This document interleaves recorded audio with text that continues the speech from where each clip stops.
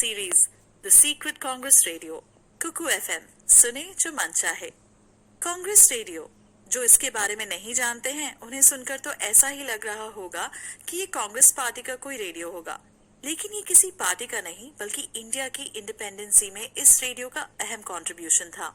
Quit India movement यानी कि भारत छोड़ो आंदोलन, इस आंदोलन के बारे में जब आप स्कूल में रहे होंगे या फिर आप किसी कंपटीशन एग्जाम की तैयारी कर रहे होंगे तब आपने ये जरूर सुना होगा। लेकिन क्या आप जानते हैं कि इस मूवमेंट से लोगों के जोड़ने का काम कांग्रेस रेडियो ने किया था? लोगों की जज्बे को भड़काने का काम कांग्रेस रेडियो ने किया था। 9 अगस्त 1942 में क्विट इंडिया मूवमेंट के दौरान महात्मा गांधी को अरेस्ट कर लिया गया था। उनके साथ और भी कई नेता अरेस्ट हुए थे। तब 22 साल की विल्सन कॉलेज की एक स्टूडेंट उषा मेहता ने प्राइवेट रेडियो शुरू किया जो पूरी तरह से सीक्रेट था। उषा मेहता के साथ 4-5 लोगों की एक टीम थी जिसमें सभी की एज 20 से 30 की थी। ये एक ऐसी यंग ब्रिगेड थी जिसने क्विट इंडिया मूवमेंट का मोर्चा संभाला। उषा मेहता सीक्रेट कांग्रेस रेडियो की अनाउंसर भी थी। 22 साल एक उम्र होती है जब हम में से बहुत से लोग अपने करियर को लेकर कंफ्यूज होते हैं कि उन्हें लाइफ में क्या करना है, लेकिन बहुत छोटी सी उम्र से ही उषा मेहता का विजन एकदम क्लियर था। उषा मेहता के अंदर देश के लिए कुछ भी कर गुजरने का एक जज्बा था और यही जज्बा वो लोगों के अंदर भी भर देना चाहती थी। गांधी जी की आइडियोलॉजी पर चलने वाली उषा मेहता ने इसी मकसद से सीक्रेट रेडियो शुरू किया। यंग ब्रिगेड का आइडिया बहुत ही सक्सेसफुल रहा। सीक्रेट कांग्रेस रेडियो मुंबई से चलाया जा रहा था, जहां कांग्रेस और फ्रीडम स्ट्रगल के बड़े नेताओं की स्पीच को रिकॉर्ड करके चलाया जाता था। पुलिस से बचने के लिए हर बार सीक्रेट रेडियो की लोकेशन बदल दी जाती थी। 3 महीने तक सीक्रेट रेडियो को चलाने वाले पुलिस और ब्रिटिश गवर्नमेंट को चकमा देते रहे। फ्रीडम फाइटर राम मनोहर लोहिया को उषा मेहता और उनकी टीम का कॉन्सेप्ट काफी पसंद आया था, जिसके बाद उन्होंने सीक्रेट रेडियो की टीम से कांटेक्ट किया। राम मनोहर लोहिया ने सीक्रेट रेडियो को फाइनेंशियल सपोर्ट दिया। महात्मा गांधी की गिरफ्तारी के बाद राम मनोहर लोहिया अंडरग्राउंड हो गए थे और वहीं से भारत छोड़ो आंदोलन को चला रहे थे। उषा मेहता के सीक्रेट रेडियो को लॉन्च करने के ठीक 1 महीने पहले नेताजी सुभाष चंद्र बोस ने भी 1942 में जर्मनी से आजाद हिंद रेडियो शुरू किया था, जिसका मकसद लोगों के मन में देशभक्ति के जज्बे को भरना था। हमारी इस सीरीज में हम आपको सीक्रेट कांग्रेस रेडियो की पूरी हिस्ट्री बताएंगे कि आखिर ये कब शुरू हुआ और क्यों इसका सफर सिर्फ 3 महीने का ही रहा। ऐसी क्या वजह थी जिसके चलते उषा मेहता को 4 साल तक जेल में रहना पड़ा। साथ ही महात्मा गांधी के क्विट इंडिया मूवमेंट के बारे में भी जानेंगे, जिसकी वजह से कांग्रेस रेडियो एग्जिस्टेंस में आया। जानने के लिए सुनते रहिए कुकू, जिसने भारत की आजादी की तरफ बहुत बड़ा कदम बढ़ाया था। 8 अगस्त 1942 इंडिया की हिस्ट्री में वो दिन था जिसने भारत की आजादी की तरफ बहुत बड़ा कदम बढ़ाया था। इस दिन एक ऐसे आंदोलन की शुरुआत हुई जिसे नाम दिया गया क्विट इंडिया मूवमेंट। मुंबई में हुए कांग्रेस के अधिवेशन में महात्मा गांधी ने इस मूवमेंट को लोगों के सामने रखा। अंग्रेजों भारत छोड़ो और साइमन गो बैक जैसे स्लोगन भी क्विट इंडिया मूवमेंट के दौरान ही दिए गए थे। फ्रीडम फाइटर यूसुफ मेहर अली ने ये स्लोगन क्रिएट किए थे। उनके दिए ये दोनों नारे उस दौरान देश के हर शहर, गांव, गली और नुक्कड़ में गूंज रहे थे। 9 अगस्त 1942 को कांग्रेस के बड़े नेताओं ने मुंबई के ग्वालियर टैंक मैदान से क्विट इंडिया मूवमेंट की ऑफिशियली शुरुआत की। हाथों में तिरंगा लहराते हुए हजारों लोग इस मूवमेंट में शामिल हुए, जहां गांधी जी ने करो या मरो का नारा दिया। गांधी जी ने कहा कि सभी अपने अपने तरीकों से फैसले लेने के लिए आजाद हैं। अंग्रेजों के खिलाफ हुए इस मूवमेंट को अगस्त क्रांति के नाम से भी जाना जाता है। गांधी जी ने क्विट इंडिया मूवमेंट के जरिए पूर्ण स्वराज यानी कि कंप्लीट इंडिपेंडेंस की मांग की थी। ये एक ऐसा मूवमेंट था जिसमें लाखों आम हिंदुस्तानी शामिल हुए थे। खासकर यंगस्टर्स ने इस मूवमेंट में जमकर हिस्सा लिया। स्टूडेंट्स कॉलेज छोड़कर गांधी जी के दिखाए रास्ते पर चल पड़े थे। बापू के इस मूवमेंट में पूरे इंडिया से लाखों लोग शामिल हो गए। इस ताकत को देखकर ब्रिटिश गवर्नमेंट घबरा गई और महात्मा गांधी के साथ साथ आंदोलन के कई बड़े कांग्रेस लीडर्स को गिरफ्तार कर लिया गया। इन्हें अरेस्ट करने के लिए एक स्पेशल ऑपरेशन चलाया गया था जिसे नाम दिया गया था 0 आवर। महात्मा गांधी को अरेस्ट करने के बाद उन्हें पुणे के आगा खान महल में रखा गया, तो वहीं कांग्रेस के दूसरे बड़े नेताओं को अहमदनगर के दुर्ग में रखा गया। 9 अगस्त 1942 की सुबह होने से पहले ही कांग्रेस वर्किंग कमेटी के ज्यादातर मेंबर अरेस्ट हो गए और कांग्रेस को इलीगल पार्टी डिक्लेयर कर दिया गया। क्विट इंडिया मूवमेंट को सप्रेस करने के लिए पूरे इंडिया में करीब 1 लाख लोगों को अरेस्ट किया गया। इसके अलावा कांग्रेस के कई दूसरे बड़े नेताओं को नजरबंद कर दिया गया ताकि गांधी जी की एब्सेंस में मूवमेंट की आग भड़क न पाए। अंग्रेजों ने हर तरह से इस मूवमेंट को कुचलने की कोशिश की। लोगों पर गोलियां चलाई गई, लाठी चार्ज किया गया और कई गांवों को आग के हवाले कर दिया गया। आंदोलनकारियों ने भी कई government offices, railway station, police station, post office में आग लगाई। क्विट इंडिया मूवमेंट पूरी तरह से वायलेंट हो चुका था। गवर्नमेंट डेटा के मुताबिक इस मूवमेंट में करीब 950 लोग मारे गए थे, तो वहीं सैकड़ों लोग घायल हो गए थे। लेकिन इस आंदोलन में जयप्रकाश नारायण, राम मनोहर लोहिया, अरुणा आसिफ अली, बीजू पटनायक, सुचेता कृपलानी जैसे बड़े लीडर्स अरेस्ट होने से बच गए।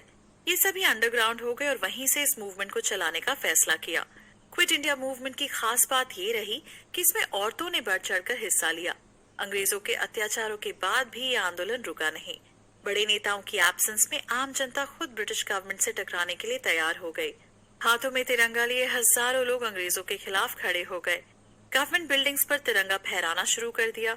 ऑफिस में काम करने वाले लोग स्ट्राइक पर चले गए। गवर्नमेंट ऑफिस में भी काम पूरी तरह से ठप हो गया।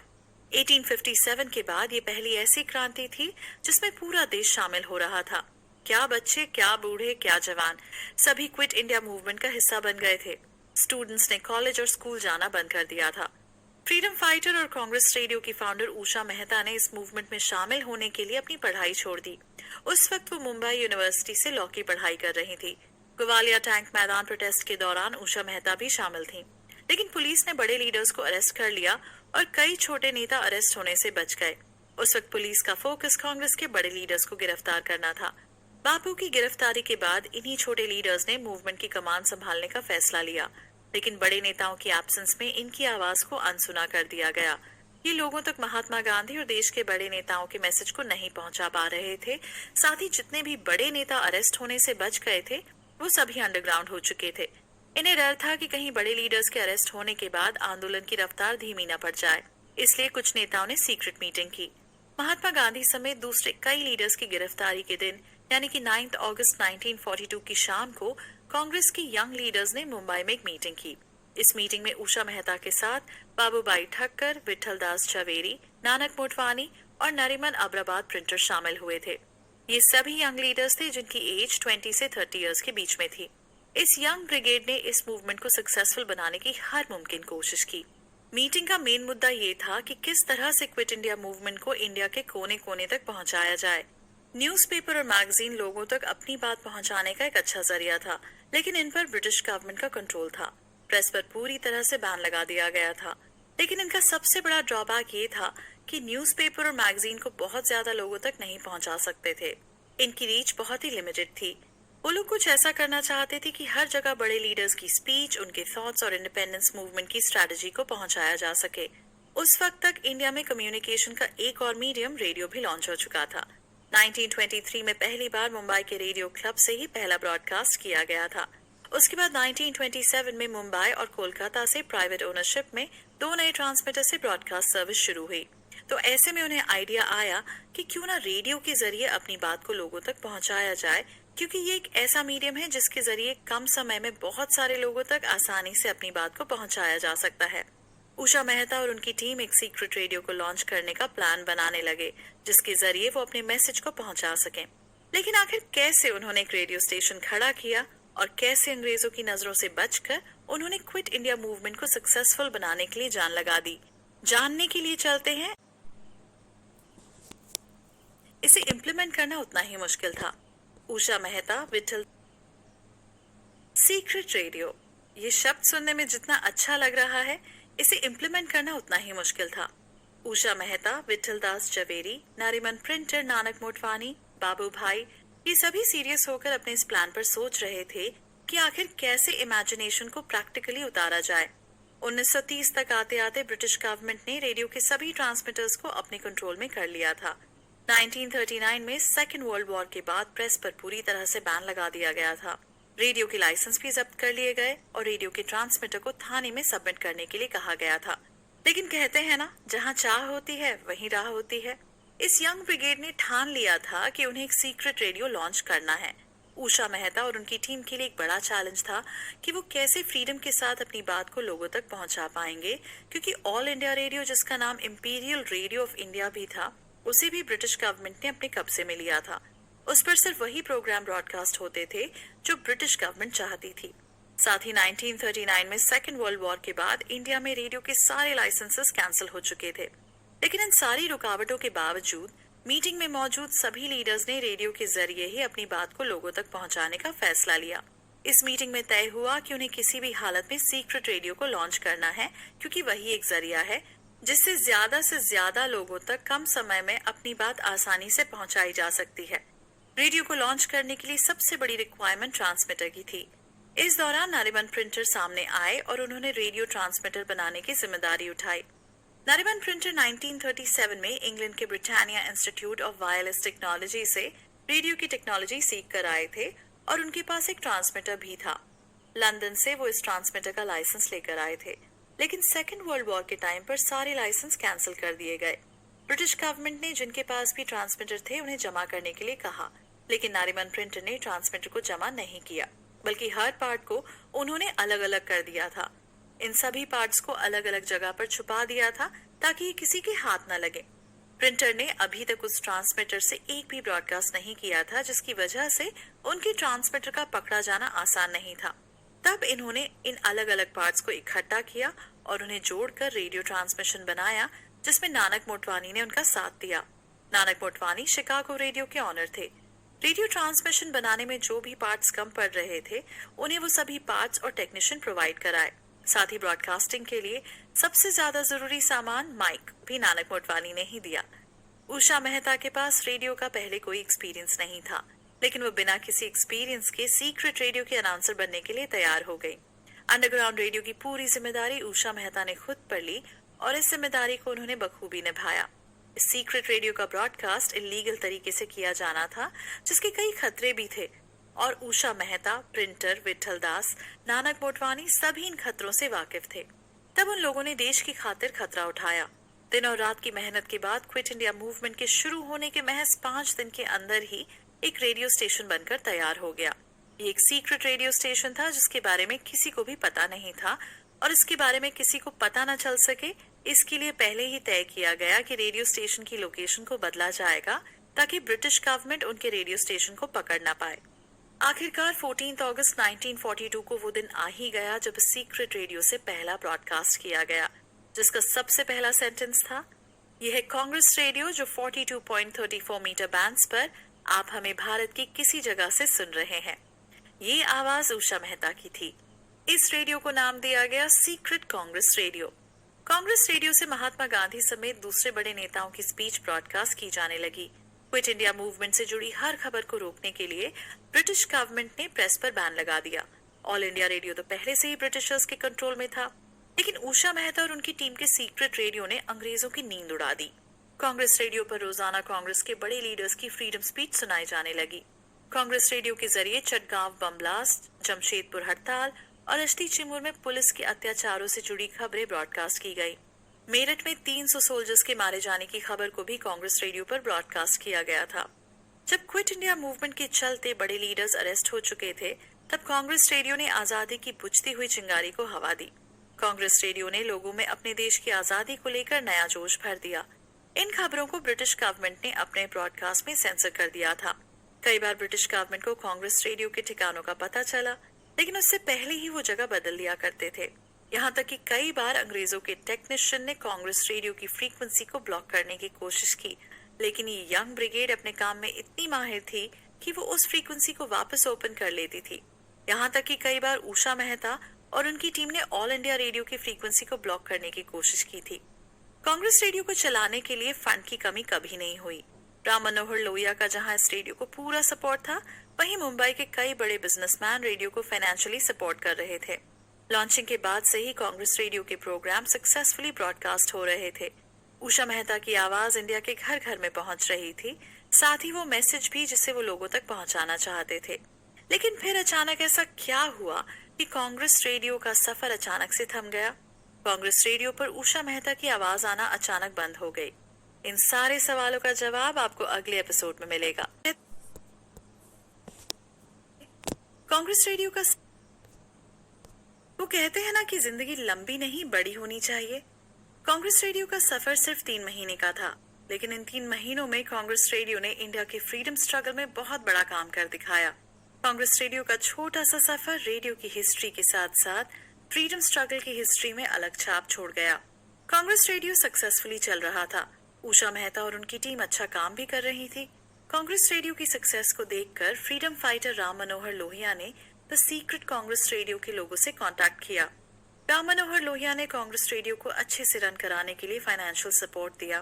कांग्रेस रेडियो पर राम मनोहर लोहिया, अच्युत पटवर्धन और पुरुषोत्तम दास जैसे फ्रीडम फाइटर अपने मैसेज लोगों तक पहुंचाने लगे। राम मनोहर लोहिया के कांग्रेस रेडियो को सपोर्ट मिलने के बाद से उषा मेहता और उनके साथी सिर्फ राम मनोहर लोहिया को लेकर ही रिस्पॉन्सिबल थे और वो केवल उन्हीं को रिपोर्ट करते थे।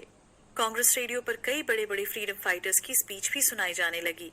साथ ही फ्रीडम स्ट्रगल से जुड़े जरूरी मैसेज भी इस रेडियो के जरिए लोगों तक पहुंचाए जाते थे। लेकिन अब सबसे बड़ा चैलेंज था अंग्रेजों से इस रेडियो स्टेशन को सेफ रखना, क्योंकि ब्रिटिशर्स को इस सीक्रेट रेडियो की भनक लग चुकी थी। इस वजह से कांग्रेस रेडियो के ठिकाने को बदला जाने लगा। हर बार अलग जगह से रेडियो ब्रॉडकास्टिंग होती थी। पहली बार रेडियो ट्रांसमीटर को मुंबई के चौपाटी की सी व्यू बिल्डिंग से ब्रॉडकास्ट किया गया था। ये किराए का घर था जिसे सिर्फ रेडियो स्टेशन के लिए यूज किया जा रहा था। करीब 6 बार रेडियो स्टेशन के ठिकाने बदले गए। चौपाटी की सी व्यू बिल्डिंग के बाद इसे बल्केश्वर रोड पर बने रतन महल शिफ्ट किया गया। वहां से इसे अजीत विला शिफ्ट लाया गया। उसके बाद गिरगांव बैंक रोड पर बने पारिकवाड़ी में लाया गया। ये सारा काम अंग्रेज सोल्जर्स से बचकर करना पड़ता था। इस तरह पुलिस से बचने के लिए रेडियो स्टेशन को लगातार स्विच किया जाता रहा। मुश्किल से मुश्किल हालातों में कांग्रेस रेडियो चलता रहा और लोगों के बीच अपनी पहुंच बनाता रहा। कांग्रेस रेडियो की वजह से गांधी जी के साथ राम मनोहर लोहिया, जवाहरलाल नेहरू, सुभाष चंद्र बोस और सरदार वल्लभ भाई पटेल समेत कई बड़े लीडर्स के मैसेज ज्यादा से ज्यादा लोगों तक पहुंचने लगे। इन नेताओं के मैसेज को रिकॉर्ड करके उसे रेडियो पर ब्रॉडकास्ट किया जाता था, जिसमें राम मनोहर लोहिया कांग्रेस रेडियो के लोगों की हर तरह से हेल्प कर रहे थे। इसका लोगों पर काफी असर हुआ और हजारों लोग फ्रीडम स्ट्रगल से जुड़ गए, जिसने क्विट इंडिया मूवमेंट की सक्सेस के रास्ते खोल दिए। लेकिन बहुत कोशिशों के बावजूद कांग्रेस रेडियो अपनी सर्विस को ज्यादा दिनों तक नहीं चला पाया। अजीत विला से कांग्रेस रेडियो के एक मेन मेंबर नरीमन प्रिंटर को पुलिस ने अरेस्ट कर लिया। पुलिस ने उन पर खूब अत्याचार किया। उन्हें लाठी डंडों से पीटा गया, जिसके बाद नरीमन प्रिंटर टूट गए और वो पुलिस के इन्फॉर्मर बनने को तैयार हो गए। साथ ही कोर्ट में पब्लिक विटनेस भी बन गए।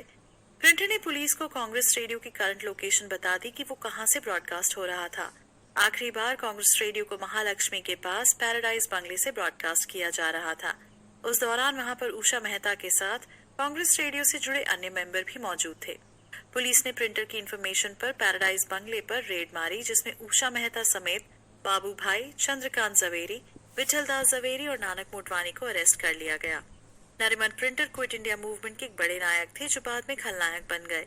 उन दिनों को याद करते हुए एक इंटरव्यू में उषा मेहता ने कहा था कि प्रिंटर बदला नहीं था, बल्कि पूरी तरह से बदल गया था। जब पैराडाइज बंगले पर पुलिस रेड करने पहुंची थी, तब उनके साथ नरीमन प्रिंटर भी था। उस समय वो किसी गद्दार से कम नहीं लग रहा था। उषा मेहता ने कहा था कि वो उनकी लाइफ के बेहतरीन दिन थे, लेकिन उन्हें अफसोस है कि एक टेक्नीशियन की गद्दारी की वजह से कांग्रेस रेडियो की हिस्ट्री सिर्फ 3 महीनों की थी। 12 नवंबर 1942 के दिन कांग्रेस रेडियो पर आखिरी बार ब्रॉडकास्ट किया गया। अरेस्ट करने के बाद सभी 5 लोगों को कोर्ट में पेश किया। स्पेशल जज जस्टिस NS लोकर की बेंच ने कोर्ट में सुनवाई की। 6 महीने तक मामले की छानबीन चलती रही। 6 महीने बाद इस केस में फैसला आया। हाई कोर्ट के जज ने उषा मेहता को 4 साल की सजा सुनाई। उनके साथ बाबू भाई, चंद्रकांत जवेरी को भी 4 साल की सजा सुनाई गई। लेकिन विठल दास जवेरी और नानक मोटवानी को रिहा कर दिया गया और उनके खिलाफ लगे सारे आरोपों से उन्हें बरी कर दिया गया। तो वहीं इन्फॉर्मर बने नरीमन प्रिंटर को भी छोड़ दिया गया। उस दौरान जज लोकर ने कहा था कि उन्हें अफसोस है कि वो नरीमन प्रिंटर को सजा नहीं सुना पा रहे, क्योंकि वो पब्लिक विटनेस बन गए हैं, जबकि इस क्राइम में सबसे बड़ा हाथ उन्हीं का था। सजा सुनाए जाने के बाद सारे आरोपियों को पुणे की यरवादा जेल में भेज दिया गया। 1942 में क्विट इंडिया मूवमेंट के शुरू होने के 2 साल के स्ट्रगल के बाद 1944 में अंग्रेजों ने क्विट इंडिया मूवमेंट को दबाने की कोशिश की। इस मूवमेंट की सबसे बड़ी बात ये थी कि इसे कोई बड़ा लीडर लीड नहीं कर रहा था, क्योंकि बहुत सारे लीडर गिरफ्तार हो चुके थे। तो वहीं कई बड़े लीडर अंडरग्राउंड होकर इस आंदोलन को चला रहे थे, लेकिन सामने से ऐसा कोई बड़ा नेता नहीं था। बावजूद इसके ये मूवमेंट करीब 1.5 साल तक चलता रहा। मार्च 1946 में मोरारजी देसाई ने उषा मेहता को जेल से रिहा करवाया। उषा मेहता ऐसी पहली पॉलिटिकल प्रिजनर थी जिन्हें जेल से रिहा किया गया था। जेल से निकलने के बाद वो नेशनल हीरो बन गई। उनकी सीक्रेट रेडियो की खबरें न्यूज़पेपर में छपने लगी। जिस उषा मेहता को लोग उनकी आवाज से पहचानते थे, अब न्यूज़पेपर में उनकी पिक्चर देखकर उन्हें बाय फेस भी पहचानने लगे थे।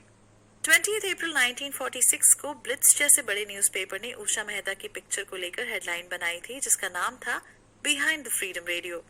जेल से बाहर आने के बाद उनकी तबीयत खराब रहने लगी, जिसकी वजह से वो किसी सोशल या पॉलिटिकल इवेंट में पार्टिसिपेट नहीं कर पा रही थी।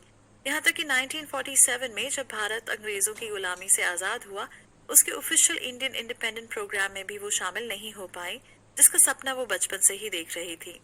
हिस्टोरियन गौतम चैटर्जी ने अपनी book secret Congress broadcast and streaming railway tracks during quit India movement में लिखा है कि जब क्रांति की आवाजें शून्य थी और हर तरफ अंधेरा ही अंधेरा था, कांग्रेस की इस खुफिया रेडियो ने लोगों में साहस और प्रेरणा ही प्रदान नहीं की, बल्कि देशवासियों में धर्मनिरपेक्षता, अंतर्राष्ट्रीयता, भाईचारा और स्वतंत्रता की भावना का प्रसार किया। कांग्रेस रेडियो ने हिस्ट्री क्रिएट की, लेकिन इसे लॉन्च करने वाली टीम भी उस हिस्ट्री का हिस्सा बन गई। उषा मेहता में बचपन से ही देश के लिए कुछ करने का जज्बा था। वो गांधीयन आइडियोलॉजी पर चलती थी और पूरी उम्र वो इसे मानती रही। इस एपिसोड में बस इतना ही। अगले एपिसोड में हम उस brave heart girl Usha Mehta की लाइफ की इंस्पायरिंग स्टोरी आपको सुनाएंगे। तो कहीं मत जाइए और सुनते रहिए कुकू एफएम। कुकू एफएम, सुने जो मन चाहे। उषा मेहता एक ऐसी स्ट्रॉन्ग और ब्रेव कॉलेज गर्ल थी जिन्होंने इंडियन इंडिपेंडेंस में कमाल का काम किया, जिन्होंने एक सीक्रेट रेडियो स्टेशन की शुरुआत की और क्विट इंडिया मूवमेंट की दिशा को बदल दिया। उषा मेहता भारत को आजादी दिलाने के लिए महात्मा गांधी के नॉन वायलेंस मूवमेंट को लेकर उनसे बहुत इंस्पायर्ड और इन्फ्लुएंस थी। वो बापू के दिखाए रास्ते पर चलती थी। देश की आजादी और देश की खातिर उन्होंने अपना पूरा जीवन डेडिकेट कर दिया था। आज हम लोग जिस खुली हवा में सांस ले पा रहे हैं और आजादी से जी पा रहे हैं, ये हमें यूं ही नहीं मिली है, बल्कि इसे पाने के लिए सैकड़ों फ्रीडम फाइटर्स ने इस देश पर अपनी जान कुर्बान की है। तो बहुत से लोगों ने जेल में टॉर्चर झेले हैं। इंडियन फ्रीडम स्ट्रगल की हिस्ट्री ऐसे कई फ्रीडम फाइटर्स से भरी हुई है जिनके बारे में बहुत ही कम लोग जानते हैं, और उन्हीं में से एक थी उषा मेहता, जिन्हें उषा बेन के नाम से भी जाना जाता है। वही वो रेडियो विमेन के नाम से भी फेमस हो गई थी। 25 मार्च 1920 में गुजरात के सूरत जिले के एक छोटे से सरस गांव में उषा मेहता का जन्म हुआ था। उनके पिता हरि प्रसाद मेहता ब्रिटिश राज में डिस्ट्रिक्ट जज थे। उनकी माँ का नाम घेली बेन मेहता था। जिस साल उषा मेहता पैदा हुई थी, उस दौरान भारत को आजाद कराने की हर मुमकिन कोशिशें हो रही थी, जो पहले कभी नहीं हुई थी।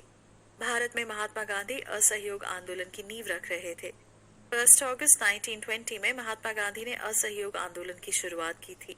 गांधी जी गुजरात से ताल्लुक रखते थे, इसलिए उनके ज्यादातर प्रोग्राम्स गुजरात में ही होते थे। उषा मेहता पर महात्मा गांधी की एक छाप थी।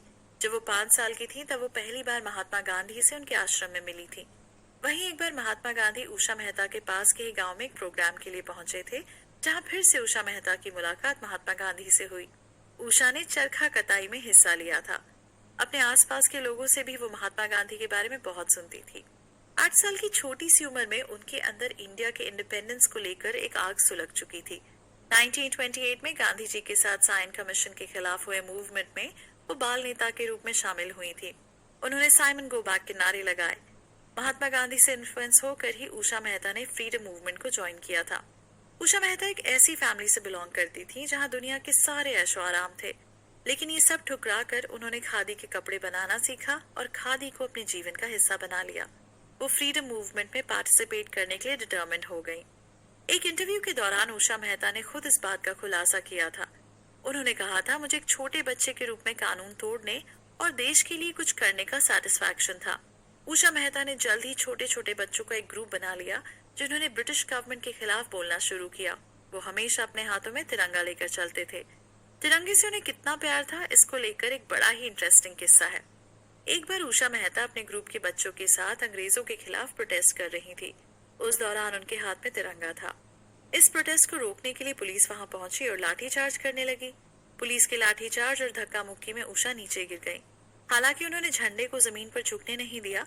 इस बात को तो लेकर वो फ्रीडम मूवमेंट के बड़े नेताओं के पास पहुंची। तब नेताओं ने अगले होने वाले प्रोटेस्ट में उषा मेहता और उनके ग्रुप को तिरंगे प्रिंट का कपड़ा देने का फैसला किया। अब उषा मेहता और उनका ग्रुप हर प्रोटेस्ट में तिरंगे वाले कपड़े पहनकर जाते। इस दौरान बच्चे चिल्लाते थे कि पुलिस वाले, आप अपनी लाठी और डंडों को लहरा सकते हैं, लेकिन आप हमारे झंडे को गिरा नहीं सकते हो। 1930 में जब उषा बेन 10 साल की हुई तो उनके पिता मुंबई चले आए। उषा के पिता हरिप्रसाद मेहता जज की पोस्ट से रिटायर हो चुके थे और इसके बाद उन्होंने फ्रीडम मूवमेंट में हिस्सा लेने का फैसला किया। पिता के फ्रीडम मूवमेंट में हिस्सा लेने के फैसले से उषा मेहता को तो मानो और आजादी मिल गई हो। वो और भी बढ़ चढ़कर आंदोलनों में हिस्सा लेने लगी। मुंबई पहुंचने के बाद उनके पिता ने उनका चंद्रमजी हाई स्कूल में एडमिशन करवा दिया। पढ़ाई के साथ साथ उषा मेहता फ्रीडम मूवमेंट में भी हिस्सा लेने लगी। 12 मार्च 1930 में गांधी जी ने नमक सत्याग्रह, जिसे दांडी मार्च भी कहा जाता है, उसकी शुरुआत की, जिसमें हजारों लोग महात्मा गांधी के साथ आंदोलन में शामिल हुए। इस मूवमेंट का मकसद था अंग्रेजों के बनाए गए नमक कानून को तोड़ना। उस दौरान उषा बेन मुंबई में थी। वहां रहकर भी वो गांधी जी के दांडी मार्च का हिस्सा बनी। मुंबई में उन्होंने नमक के छोटे छोटे पैकेट बनाकर उन्हें बेचा। उषा मेहता कैदियों के रिश्तेदारों तक सीक्रेट मैसेज पहुंचाया करती थी। वहीं उन्होंने लोगों के फ्रीडम मूवमेंट से जुड़े प्रमोशनल मटेरियल भी पहुंचाने शुरू कर दिए थे। वो हर तरह से फ्रीडम फाइटर्स की मदद कर रही थी। इस दौरान उषा मेहता महात्मा गांधी के लगातार कांटेक्ट में थी। उषा मेहता ने मुंबई के विल्सन कॉलेज से फिलॉसफी में ग्रेजुएशन की डिग्री ली और उसके बाद उन्होंने लॉ की पढ़ाई शुरू की। इस बीच 8 अगस्त 1942 में महात्मा गांधी ने मुंबई अधिवेशन में पूरी आजादी की मांग रखी और अंग्रेजों भारत छोड़ो का नारा दिया। इस दौरान 1942 में क्विट इंडिया मूवमेंट शुरू हो गया। अंग्रेजों के खिलाफ अब तक हुए सारे आंदोलनों में ये आंदोलन सबसे बड़ा और गेम चेंजर साबित हुआ। उषा मेहता इस आंदोलन में पार्टिसिपेट करना चाहती थी, लेकिन गांधी जी ने उन्हें मना कर दिया और कहा कि पहले वो अपनी पढ़ाई पर ध्यान दें, क्योंकि अगर वो अच्छे से पढ़ लिख जाएंगी तो आगे देश की सेवा के उन्हें बहुत मौके मिलेंगे। लेकिन इस दौरान उषा मेहता चुप बैठने वाले लोगों में से नहीं थी। पूरे देश में स्वतंत्रता की आग भड़की हुई थी।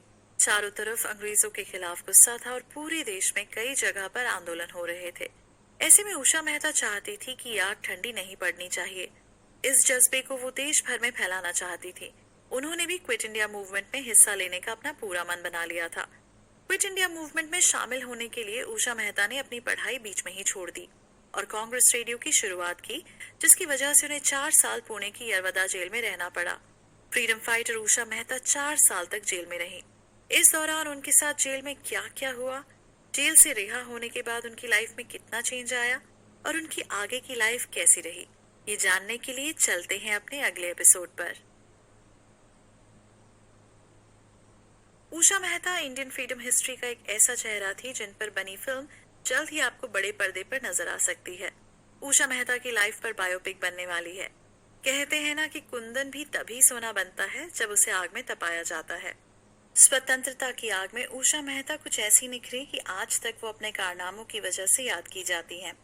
हमारे इस एपिसोड में हम अपने लिसनर्स को सुनाएंगे कि कैसे 4 साल जेल में बीतने के बाद उनकी लाइफ आगे बढ़ी। इंडिया में फ्रीडम स्ट्रगल चल रहा था तो वहीं दूसरी तरफ सेकेंड वर्ल्ड वॉर ने ब्रिटिश गवर्नमेंट की नींद को हिला दिया। अब अंग्रेज समझ गए थे कि वो भारत पर ज्यादा दिनों तक कब्जा करके नहीं रख पाएंगे।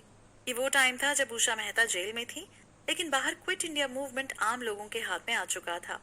4 साल बाद 1946 में उषा मेहता अपने साथियों के साथ यरवदा जेल से रिहा हुई। मोरारजी देसाई ने उन्हें जेल से रिहा करवाया। जब उषा मेहता जेल में थी तब ब्रिटिश गवर्नमेंट ने उन्हें अपने झांसे में लाने की बहुत कोशिश की। ब्रिटिश ऑफिसर्स ने उन्हें लालच दिया कि अगर वो अपने साथियों और कांग्रेस के बड़े लीडर्स के बारे में उन्हें बताएंगी तो उषा मेहता को पढ़ने के लिए विदेश भेज दिया जाएगा। लेकिन उषा मेहता देशभक्त थी, उनके मन में किसी बात का लालच नहीं था। वो सिर्फ अपने देश से प्यार करती थी और इसे आजाद होता देखना चाहती थी। यरवदा जेल में उनके 4 साल बहुत बुरे बीते। उनकी तबीयत अक्सर खराब रहने लगी थी। ट्रीटमेंट के लिए उन्हें मुंबई के जे हॉस्पिटल में भर्ती कराना पड़ा था। हॉस्पिटल में भी उनकी निगरानी के लिए गार्ड रखे गए।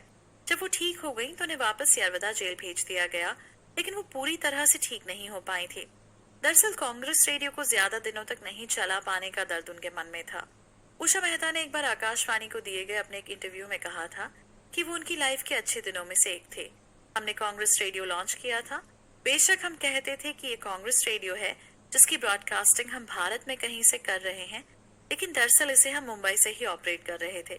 जैसे महात्मा गांधी ने करो या मरो का नारा दिया था, उसी तरह से हमने सोचा था कि हमारा ब्रॉडकास्ट स्टेशन ऐसा ही हो जहां से हम जो चाहें वो जनता तक पहुंचा सके, और इसके लिए हमने एक सीक्रेट रेडियो स्टेशन की शुरुआत की। जेल से रिहा होने के बाद उषा मेहता ने पॉलिटिकल साइंस पढ़ने के लिए फिर से मुंबई के विल्सन कॉलेज में एडमिशन लिया। उसके बाद बॉम्बे यूनिवर्सिटी से गांधी आइडियोलॉजी पर पीएचडी की, जहां उन्होंने गांधी जी के सोशल और पॉलिटिकल थॉट से जुड़े कई रिसर्च पेपर पब्लिश किए। पीएचडी कंप्लीट करने के बाद करीब 30 इयर्स तक उषा मेहता ने मुंबई यूनिवर्सिटी में ही अपनी सर्विस दी। उन्होंने मुंबई यूनिवर्सिटी में टीचर, लेक्चरर और प्रोफेसर के तौर पर काम किया। बाद में उन्हें मुंबई यूनिवर्सिटी का civil and political education department का डायरेक्टर बना दिया गया। 1980 में मुंबई यूनिवर्सिटी से रिटायर हुई। उषा मेहता गांधी पीस फाउंडेशन की प्रेसिडेंट रहीं। वो कई गांधीवादी ऑर्गेनाइजेशन से भी जुड़ी रहीं। इंडिया के इंडिपेंडेंट होने के बाद उन्होंने औरतों के राइट्स के लिए कई काम किए। नई दिल्ली में उन्हें गांधी स्मारक निधि और गांधी शांति प्रतिष्ठान को लीड करने पर भी अवार्ड दिया गया था। भारतीय विद्या भवन भी उषा मेहता के अंडर में था।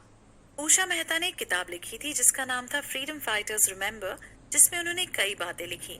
किताब में उन्होंने गरीब और अमीर के बीच पावर डिवीजन के बारे में बात की। इसके अलावा भी उन्होंने अंग्रेजी और गुजराती में कई किताबें लिखी थी, जिनमें से 1981 में लिखी गई बुक प्रयोग 1977 to 1980, 1991 में वुमेन फ्रीडम पर लिखी गई किताब गांधी का योगदान, विश्व की कालजयी महिला, अंतर निरंतर और महात्मा गांधी जैसी बुक्स शामिल हैं। इसके अलावा अपनी लाइफ के आखिरी दिनों में भी वो बहुत कुछ लिखा करती थी। 2000 में उन्होंने मानवतावाद, दक्षिण भारतीय नृत्य जैसी किताबें लिखी थी। 1998 में फ्रीडम स्ट्रगल में अपने एक्सीलेंट काम करने के लिए उषा मेहता को पद्म विभूषण से भी नवाजा गया। पद्म विभूषण इंडियन गवर्नमेंट की तरफ से दिया जाने वाला दूसरा हाई सिविलियन ऑनर है, जो किसी के शानदार काम के लिए उन्हें दिया जाता है। उषा मेहता इस ऑनर की हकदार थी। कांग्रेस लीडर और फ्रीडम फाइटर राम मनोहर लोहिया भी उषा के गांधीवादी थॉट से बहुत इंस्पायर्ड थे। उन्होंने एक बार उषा मेहता की तारीफ करते हुए कहा था कि मैं आपको पर्सनली नहीं जानता हूँ, लेकिन मैं आपके करेज और एंथुजियाज्म के साथ ही भारत की आजादी की लड़ाई में आपकी इच्छा की प्रशंसा करता हूँ। न्यूयॉर्क टाइम्स में एक बार उनकी लाइफ से जुड़ा आर्टिकल छापा गया था, जिसमें लिखा था कि उषा मेहता गांधी जी के आइडियोलॉजी पर चलने वाली गांधीवादी लीडर थी। उनकी लाइफ बहुत ही सिंपल थी। वो कार की बजाय ज्यादातर बस से ही ट्रैवल करती थी। उन्होंने अपनी पूरी लाइफ में हाथों और खादी के बने कपड़े ही पहने, यहाँ तक कि वो खुद चरखा से कताई भी किया करती थी। अपने काम को लेकर उनमें गजब का जुनून था। वो देर रात तक काम किया करती थी तो वहीं सुबह जल्दी उठ भी जाया करती थी। इंडिया के इंडिपेंडेंट होने के बाद वो इंडिया में चलने वाली एक्टिविटी से खुश नहीं थी। एक इंटरव्यू में उषा मेहता ने कहा था कि इंडिया में लगातार बढ़ते करप्शन की वजह से वो बहुत हैरान है। क्या इस दिन के लिए बहुत से लोगों ने अपनी जान कुर्बान कर दी थी? ये बड़े अफसोस की बात है कि नई जनरेशन के पॉलिटिकल लीडर और पार्टी वर्कर गांधीवादी विचारधारा को रिस्पेक्ट नहीं करते हैं। अगर ये तौर तरीके नहीं बदले गए तो हम उस भारत को कभी नहीं पा सकेंगे जिसे हमने इमेजिन किया था। अपनी लाइफ के आखिरी दिनों में उषा मेहता ने उन्हीं काम को करते हुए इस दुनिया को अलविदा कहा जिससे उन्हें खुशी मिलती थी।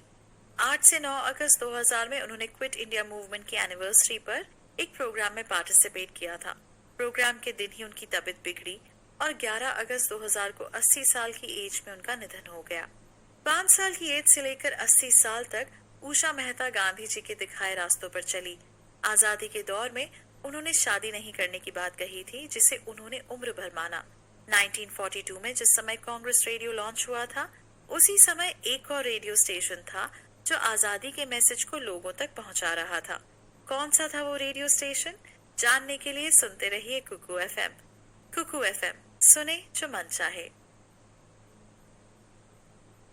जिस समय मुंबई से सीक्रेट कांग्रेस रेडियो देश के लोगों में क्रांति की मशाल जलाए हुए था, उसी समय एक दूसरा रेडियो और था जो देश के फ्रीडम फाइटर्स तक अपना मैसेज पहुंचा रहा था। ये एक ऐसा रेडियो स्टेशन था जिस पर अंग्रेजों का भी कंट्रोल नहीं था, क्योंकि इंडिया से नहीं बल्कि इंडिया के बाहर से ऑपरेट हो रहा था, जिसे रोक पाना ब्रिटिश गवर्नमेंट के बस में नहीं था। इस रेडियो का नाम था आजाद हिंद रेडियो। जिस तरह से कांग्रेस के सीक्रेट रेडियो का मिशन था कांग्रेस के बड़ी लीडर्स की बातों को आम लोगों तक पहुंचाना, ठीक वैसा ही काम आजाद हिंद रेडियो भी कर रहा था और इस रेडियो को जर्मनी से ऑपरेट किया जा रहा था। फ्रीडम स्ट्रगल के great freedom fighter Netaji Subhash Chandra Bose ने जर्मनी से आजाद हिंद रेडियो की शुरुआत की थी। इसमें उनके साथ कर्नल एहसान कादिर भी थे। वो आजाद हिंद रेडियो के डायरेक्टर थे। नेताजी सुभाष चंद्र बोस ने आजाद हिंद फौज का भी गठन किया था। कर्नल एहसान कादिर आजाद हिंद फौज के फाउंडर्स में से एक थे। 1942 में क्विट इंडिया मूवमेंट के ठीक एक महीने पहले सुभाष चंद्र बोस ने जर्मनी में अपना एक रेडियो स्टेशन बनाया, जिसे उन्होंने नाम दिया था आजाद हिंद रेडियो, जिसने भारत की आजादी में बहुत ही इंपॉर्टेंट रोल प्ले किया था। इस रेडियो का मकसद लोगों को इंडिया की इंडिपेंडेंस के लिए एनकरेज करना था। बाद में कांग्रेस रेडियो की तरह ही नेताजी सुभाष चंद्र बोस ने भी अपने इस रेडियो स्टेशन के ठिकानों को बदला। सबसे पहले इसे जर्मनी से शुरू किया गया था, लेकिन बाद में इसे सिंगापुर और उसके बाद रंगून शिफ्ट कर दिया गया, क्योंकि उस दौरान सेकेंड वर्ल्ड वॉर चल रहा था, जिसकी वजह से नेताजी सुभाष चंद्र बोस को अपने रेडियो स्टेशन को सेफ रखना था। नेताजी सुभाष चंद्र बोस के लिए आजाद हिंद रेडियो में हिंदी, इंग्लिश, तमिल, बंगाली, पंजाबी, पश्तो और उर्दू में न्यूज बुलेटिन ब्रॉडकास्ट किए जाते थे। ये जर्मनी में इंडियन आर्मी और साउथ ईस्ट एशिया में इंडियन नेशनल आर्मी के वॉलंटियर्स की लैंग्वेज थी। वो लोग इन्हीं लैंग्वेज में बात किया करते थे। 17 जून और 27 जुलाई को नेताजी सुभाष चंद्र बोस ने आजाद हिंद रेडियो के जरिए इंडियंस को एड्रेस किया था। महात्मा गांधी के क्विट इंडिया मूवमेंट के बाद तथा 17 अगस्त 1942 में नेताजी सुभाष चंद्र बोस ने कहा था कि हर इंडियन को अंग्रेजों के खिलाफ खड़े होने की जरूरत है। उस समय उन्होंने कहा था कि वो जर्मनी की राजधानी बर्लिन में इंडिया को आजादी दिलाने के लिए मिलिट्री सपोर्ट लाने की कोशिश कर रहे हैं। क्विट इंडिया मूवमेंट के शुरू होते ही 9 अगस्त 1942 को ब्रिटिश गवर्नमेंट ने महात्मा गांधी समेत कई बड़े नेताओं को गिरफ्तार कर लिया था और इसी दौरान उषा मेहता ने भी एक सीक्रेट रेडियो शुरू किया था। कांग्रेस रेडियो और आजाद हिंद रेडियो दोनों ही देश की आजादी के लिए लड़ रहे थे और दोनों ने पब्लिक के बीच में आजादी की चिंगारी को भड़काए रखा। आजाद हिंद रेडियो का टारगेट दूसरे रेडियो स्टेशन से कंपटीशन करना था। एक बार नेताजी सुभाष चंद्र बोस ने आजाद हिंद रेडियो पर ब्रिटिश ब्रॉडकास्टिंग का कॉर्पोरेशन को ब्लॉक एंड बस्टर कॉर्पोरेशन कहा था, तो वहीं उन्होंने ऑल इंडिया रेडियो को एंटी इंडियन रेडियो कहकर बुलाया था, क्योंकि उस समय ऑल इंडिया रेडियो पूरी तरह से ब्रिटिश गवर्नमेंट के कब्जे में था। नेताजी सुभाष चंद्र बोस ने इंडिया को इंडिपेंडेंट कराने के लिए बहुत कोशिशें की। अंग्रेजों के खिलाफ आर्मी खड़ी करने के लिए वो जर्मनी गए और हिटलर से सपोर्ट मांगा, तो वहीं नेताजी जापान भी पहुंचे। दोनों ही जगह से उन्हें हेल्प मिली। सेकेंड वर्ल्ड वॉर में जर्मनी और जापान ब्रिटेन के खिलाफ लड़ रहे थे। नेताजी को पूरी उम्मीद थी कि उन्हें वहां से आर्मी सपोर्ट जरूर मिलेगा और 1942 में नेताजी सुभाष चंद्र बोस ने जापान की हेल्प से आजाद हिंद फौज का गठन किया। इसी समय उन्होंने तुम मुझे खून दो, मैं तुम्हें आजादी दूंगा का नारा दिया था। 6 जुलाई 1944 को उन्होंने रंगून रेडियो स्टेशन से महात्मा गांधी के नाम एक ब्रॉडकास्ट किया, जिसमें उन्होंने गांधी जी से आशीर्वाद मांगा। महात्मा गांधी भी नेताजी सुभाष चंद्र बोस को बहुत मानते थे। उन्होंने नेताजी को देशभक्त का टाइटल दिया था। नेताजी इस टाइटल के पूरी तरह से लायक थे। आजाद हिंद रेडियो कब तक चला इसके बारे में कोई जानकारी नहीं मिल पाई, लेकिन उस दौर ने इस रेडियो ने लोगों को फ्रीडम स्ट्रगल की हर मूवमेंट के बारे में अलर्ट रखा।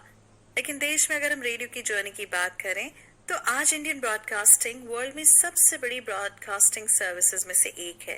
लेकिन ऐसा क्यों है, जानने के लिए सुनिए हमारा अगला एपिसोड सिर्फ कुकू एफएम पर। कुकू एफएम, सुने जो मन चाहे।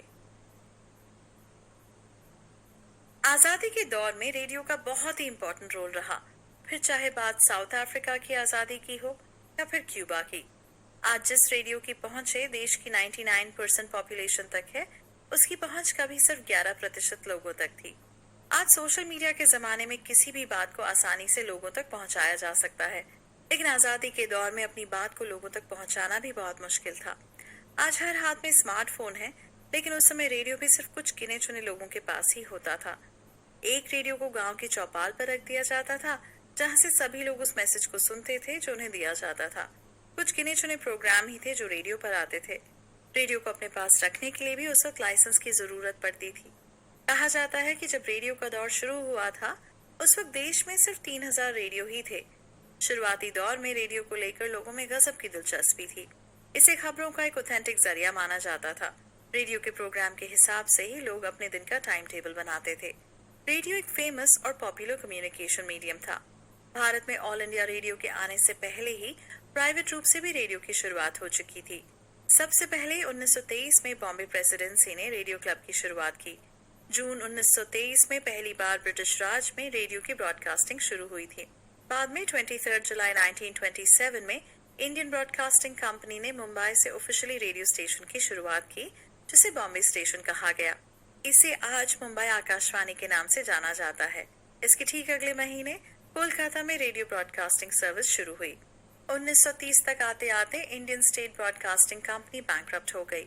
यहाँ तक कि रेडियो स्टेशन को बंद करने की नौबत आ गई। तब ब्रिटिश गवर्नमेंट ने ब्रॉडकास्टिंग सर्विस को अपने हाथ में ले लिया, जिसे नाम दिया इंडियन स्टेट ब्रॉडकास्टिंग सर्विस। शुरुआत में ब्रिटिश गवर्नमेंट ने 2 सालों के लिए इसे एक एक्सपेरिमेंट के तौर पर लिया, लेकिन 2 साल बाद 1932 में रेडियो ब्रॉडकास्टिंग सर्विस को ब्रिटिश गवर्नमेंट ने पूरी तरह से एक्वायर कर लिया। 8 जून 1936 में इसे ऑल इंडिया रेडियो का नाम दिया गया। ये पूरी तरह से ब्रिटिश गवर्नमेंट के कंट्रोल में था। इसमें सिर्फ वही प्रोग्राम ब्रॉडकास्ट किए जाते थे जो ब्रिटिश गवर्नमेंट चाहती थी। उन दिनों फ्रीडम स्ट्रगल जोरों से चल रहा था। ऐसे में अंग्रेजों को लगा कि रेडियो पर ढील देना उनकी गवर्नमेंट को नुकसान पहुंचा सकता है। रेडियो के जरिए फ्रीडम फाइटर्स अपनी बात को जनता तक आसानी से पहुंचा सकते थे। 1 अक्टूबर 1939 में IRBS ने पश्तो लैंग्वेज में एक्सटर्नल सर्विस शुरू की, जिसका मकसद जर्मनी के रेडियो स्टेशन को मात देना था, जिसने अफगानिस्तान, पर्शिया और अरब नेशंस में अपनी पकड़ बना ली थी। 1939 में ही बांग्लादेश के ढाका में रेडियो स्टेशन खोला गया, जो कि बंगाली इंटेलेक्चुअल की तरफ चलाया जा रहा था। बंगाली नाट्य गुरु नूरुल मोमेन ने 1939 में रेडियो पर एक टॉक शो की शुरुआत की। 1942 में ढाका के रेडियो स्टेशन से पहला रेडियो नाटक ब्रॉडकास्ट किया गया, जिसे नाट्य गुरु नूरुल मोमेन ने लिखा था। उन्होंने इस रेडियो ड्रामा को डायरेक्ट भी किया था। 1942 में ही जब महात्मा गांधी ने क्विट इंडिया मूवमेंट की शुरुआत की थी, उस दौरान भी एक और रेडियो ने इतिहास रचा। ये कांग्रेस का एक सीक्रेट रेडियो स्टेशन था। कांग्रेस रेडियो के जरिए बड़े बड़े लीडर्स के सीक्रेट मैसेज को लोगों तक पहुंचाया जाता था, जिसकी अनाउंसर उषा मेहता थी, जिन्होंने आजादी को लेकर लोगों में नया जोश भरा। इंडिया में सीक्रेट रेडियो की सक्सेस को देखते हुए क्यूबा की रेवोल्यूशन में भी सीक्रेट रेडियो का इस्तेमाल किया गया था। जे गुएरा में 24 फरवरी 1958 में सियरा मेस्ट्रेटा में रेडियो रेबल की शुरुआत की गई, तो साउथ अफ्रीका के इंडिपेंडेंस के लिए भी फ्रीडम रेडियो की शुरुआत की गई। आजादी से पहले 9 रेडियो स्टेशन थे, लेकिन 1947 में जब भारत आजाद हुआ तब ऑल इंडिया रेडियो नेटवर्क के पास 6 रेडियो स्टेशन ही रह गए थे, जिनमें दिल्ली, मुंबई, कोलकाता, चेन्नई, लखनऊ और तिरुचिरापल्ली के रेडियो स्टेशन थे। लाहौर, पेशावर और ढाका में बने 3 रेडियो स्टेशन पार्टीशन के बाद पाकिस्तान में चले गए। 1947 में जब देश आजाद हुआ था, उसी वक्त ऑल इंडिया रेडियो को उसकी पहली फीमेल न्यूज रीडर मिली, जिनका नाम था सईदा बानो। उर्दू ब्रॉडकास्टिंग में सईदा बानो का रिकॉर्ड आज भी कोई नहीं तोड़ पाया है। इंडिया के इंडिपेंडेंट होने के बाद रेडियो ने लगातार प्रोग्रेस की। 1957 में सीलोन रेडियो को टक्कर देने के लिए विविध भारती सर्विस शुरू की गई, जिसका ब्रॉडकास्ट 1959 में दिल्ली से शुरू हुआ। जहां पहले सिर्फ बड़े लीडर्स की स्पीच या फिर लिमिटेड प्रोग्राम ही रेडियो पर चलते थे, बाद में सॉन्ग्स, ड्रामा, क्रिकेट कमेंट्री और अलग अलग तरह के स्ट्रीम से रिलेटेड प्रोग्राम ब्रॉडकास्ट होने लगे। आजादी के बाद रविंद्रनाथ टैगोर ने ऑल इंडिया रेडियो का नाम बदल दिया और इसका नाम रखा गया आकाशवाणी, जिसका मतलब होता है आकाश से आने वाली आवाज। 1957 में ऑल इंडिया रेडियो को ऑफिशियली आकाशवाणी के नाम से जाने जाना लगा। 3 फरवरी 1935 में हैदराबाद के 7वें निजाम मीर उस्मान अली खान ने एक रेडियो स्टेशन की शुरुआत की थी, जिसका नाम था डेक्कन रेडियो या निजाम रेडियो, जिसे 200 वॉट की ट्रांसमिटिंग पावर के साथ लॉन्च किया गया था।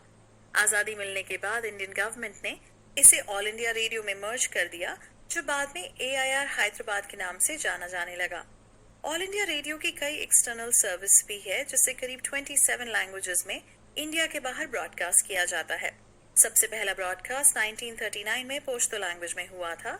उसके बाद दारी, पर्शियन, अरबिक, इंग्लिश, बर्मी, जापानी, चाइनीज, मलय और फ्रेंच लैंग्वेज में भी रेडियो ब्रॉडकास्ट सर्विस शुरू हुई। AIR एक्सटर्नल सर्विस को 16 फॉरेन लैंग्वेजेस के साथ साथ 11 इंडियन लैंग्वेजेस में भी ब्रॉडकास्ट किया जाता है।